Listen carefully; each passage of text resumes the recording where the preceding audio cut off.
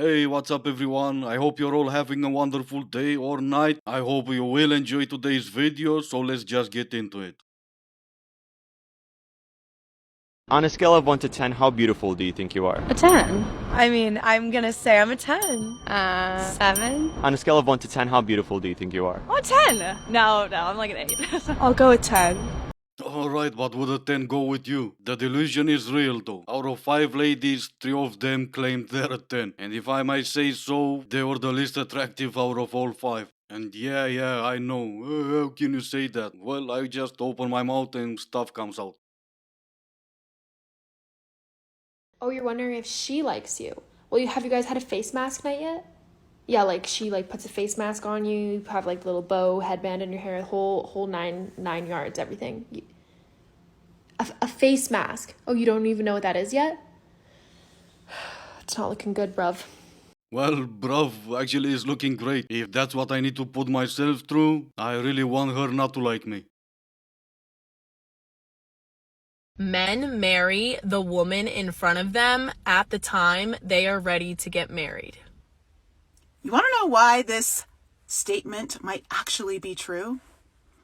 I'm going to reveal some information to you that I've accumulated over the years of my dating experience with previously married men, and it is going to shock most women out there. When I go on a date, one of the questions that I will ask a previously married man is, when did you know that you were no longer in love with your ex-wife? And you want to know what 9 out of 10 men usually tell me? These men confess to me that the day they knew they were no longer in love with their wife was the day they got married. Men don't necessarily marry because they're in love. And that's scary. Yeah, what's scary to me is how many of you so-called dating coaches are spewing nonsense on TikTok. How many men are we talking about here? How many men have you dated? How many of those men used to be married before? Even with me trying to give you the benefit of the doubt because you said that statement might be true, still, how many men are we talking about here? 3? Even if that was true, do we really judge every marriage based on the statement of 3 men? And again, if that was true, because I really doubt that's the case. This is a perfect example of how blind a lot of men are to the toxic power dynamics within a lot of relationships, or that in the relationships that a lot of men try to promote. So in the video that they're commenting on, I was talking about how older men will openly admit to only wanting to date younger women, and how that's weird that a 30-year-old man doesn't want to date 30-year-old women because they're too experienced, which is just another way of saying they need someone who's more easily manipulated. And a lot of men will be like, well, why is it that men just can't state their preference? Stating a preference is saying that you want someone who's outdoorsy. You want someone who likes watching movies.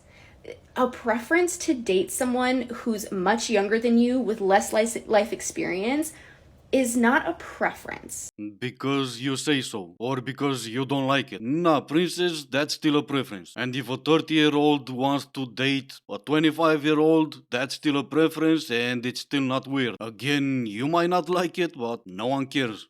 I'm gonna let you in on a little secret. No self-confident man asks women how many people they've been with, or cares, because they're not worried about it.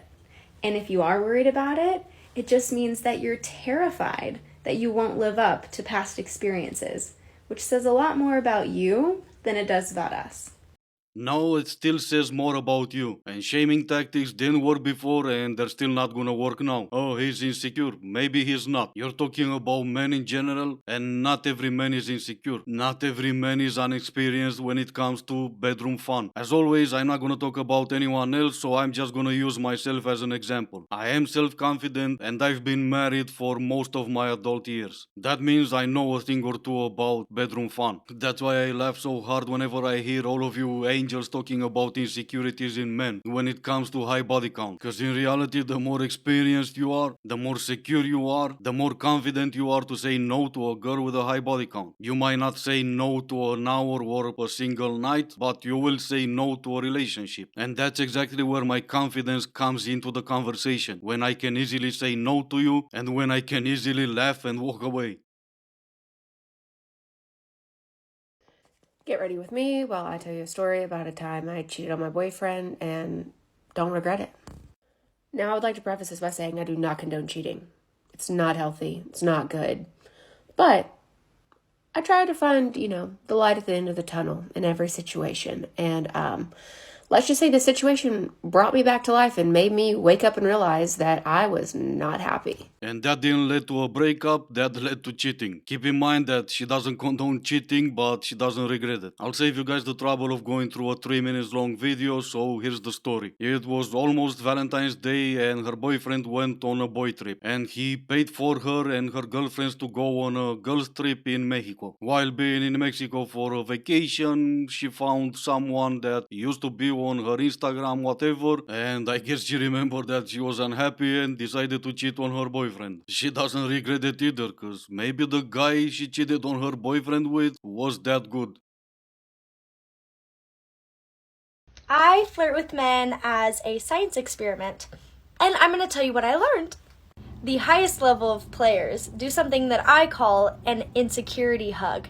They will compliment something that they know specifically you would be insecure about because they want to manipulate you to think that they actually think it's hot. If you don't have that great of a nose, they'll say something along the lines of, "Your nose is so cute," because they know your reaction will be, "Really? I haven't gotten that before. Sorry."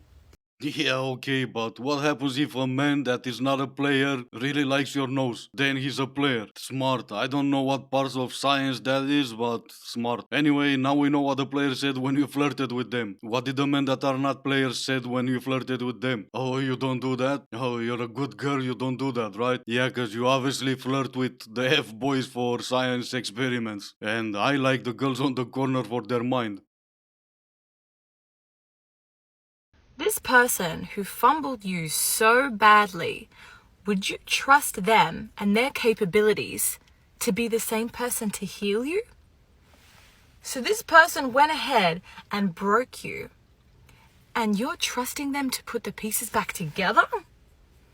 I want you guys to listen to this very, very carefully. And then she goes on and sings something cause obviously she's a singer on TikTok. And I would rather listen to hyenas mating call twice a day during each meals until I lose all my appetite than ever listen to that song again. But somehow people still applauded her on TikTok in her comments. Yes, queen, whatever. For what? She said what? Maybe by fumble she meant something different than what the dictionary told me it means. So maybe a guy did her wrong. And even still, why would you expect the guy that did you wrong to heal you? You expect the player who played you to forget he's a player, maybe? I don't know why I'm doing this. Yes, queen, and I would make it so easy on myself.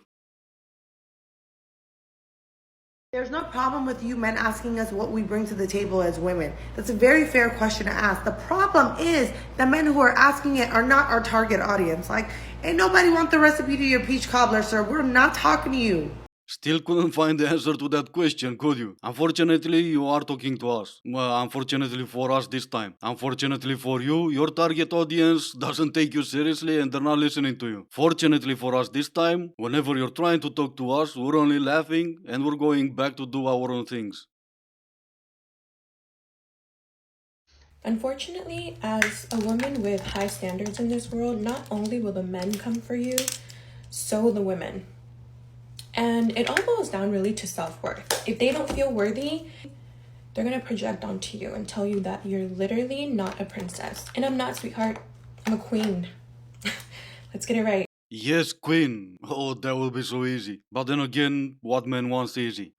Sometimes we do, but sometimes. You're a queen of what exactly? La La Land? Cause that would make sense. In the previous video, you were the queen of your car. In case you guys didn't recognize her, she's the one drinking coffee in her car, saying she doesn't like coffee. So here's the truth, princess. Oh, my bad, queen. You have no kingdom. In order for you to become the queen, you need to marry the king. And so far, all the king said Sorry, but you and your high standards can be over there. We want our queens to like coffee. We want our queens to be there when we build our kingdom, not show up when it's already built and you're gonna take it into ruin. Hey, Amish people, jealous much? Somebody should really tell him that the Amish aren't going to see that. Yeah, you go ahead and tell him, but do you really think he's gonna understand why? Anyway, this is gonna be it for today. As always, I do hope you enjoyed the video. If you didn't, I still appreciate you for making it this far. Thank you all so much for watching. Stay safe and I will see you in the next one.